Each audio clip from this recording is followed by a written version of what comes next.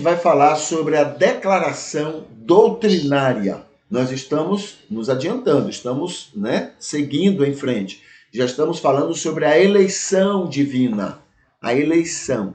E o segundo ponto, na declaração que fala sobre isso, expressa o seguinte: antes da criação do mundo, Deus, no exercício da sua soberania divina e à luz da sua presciência de todas as coisas, elegeu, chamou, predestinou, justificou e glorificou aqueles que no correr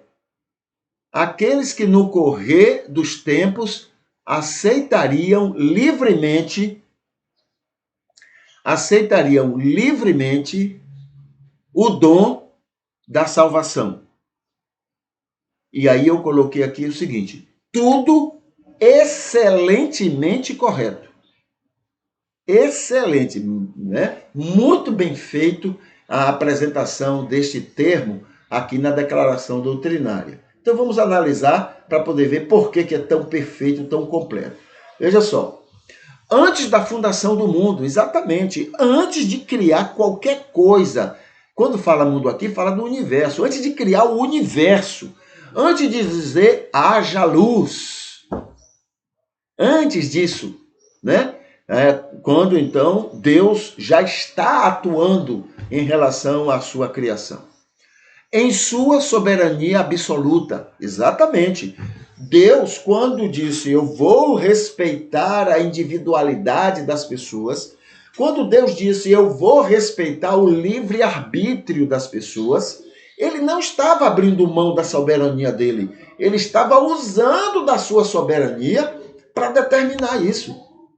Quando Deus respeita a minha vontade, quando ele não me obriga a nada, quando ele não me obriga a ser o que eu não tomo a decisão de ser, entendeu? Ele não está sendo menos soberano, ele está sendo extremamente soberano em determinar que iria respeitar a minha vontade, a vontade de qualquer ser humano. Tá bom? Terceiro, tudo isso a partir de ter criado a sua imagem e semelhança. Então Deus, quando criou o homem à sua imagem e semelhança, criou usando essa soberania. E sua onisciência perfeita. Ele já sabia de tudo, de todas as coisas. E é interessante na soberania de Deus é que é assim, digamos, aqui tem uma caneta, se eu colocar essa caneta nessa posição, daqui a 50 anos eu vou ter um resultado na vida, ano todo. Se eu colocar essa caneta nessa outra posição, daqui a 50 anos, o resultado é bem diferente desse primeiro. Se eu colocar essa caneta nessa outra posição, o resultado vai ser muito mais diferente de todas as outras opções. E Deus, na sua onisciência, ele sabia com antecedência, lá antes de criar o mundo, antes de criar o universo, ele sabia de tudo em relação a qualquer opção que nós tomássemos na vida. Tudo, sobre qualquer opção. Eu posso não ter assumido aquela posição, aquela opção, mas ele sabia desde lá o resultado se eu tomasse se eu aceitasse, se eu seguisse essa opção.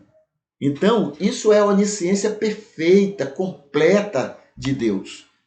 Compreende? Então, a partir dessa onisciência é que ele, então, determinou respeitar a individualidade com toda a soberania que ele tinha. Então, diz aqui, elegeu, chamou, predestinou, justificou e glorificou. Tudo isso pelo plano da graça. Então, é algo já estabelecido, está dentro do projeto. Aconteceu uma coisa, naturalmente tudo mais vai acontecer. Compreende como é que ele age? Então, hoje é fácil a gente ver isso quando a gente lembra da ação das tecnologias. Trabalha assim. Quando uma coisa acontece naturalmente, espontaneamente, outras tantas vão acontecer em resposta a esse primeiro passo. Então, o plano da graça já providenciou tudo isso para acontecer na vida de um salvo. Respeitando o livre-arbítrio, né? O desejo pessoal de mudança a partir do convencimento do Espírito Santo na vida de uma pessoa. Tá bom? Então, tudo isso tem a ver com a eleição. Né? A eleição de Deus não é essa eleição parecida com a nossa, que a gente escolhe um candidato e nem sabe qual o resultado dele. A gente nem sabe como é que ele vai ser. Mas Deus não. A Bíblia diz que aos que dantes conheceu, a esses predestinou. Ele sabia exatamente, né? Não é uma eleição arbitrária, mas é uma eleição responsável. Né? Ele sabe exatamente o que está elegendo. E ele fez tudo isso lá na fundação do mundo, conhecendo muito bem cada uma das pessoas que ele elegeu. Tá bom? Então é isso que a gente vê nessa declaração sobre a eleição divina.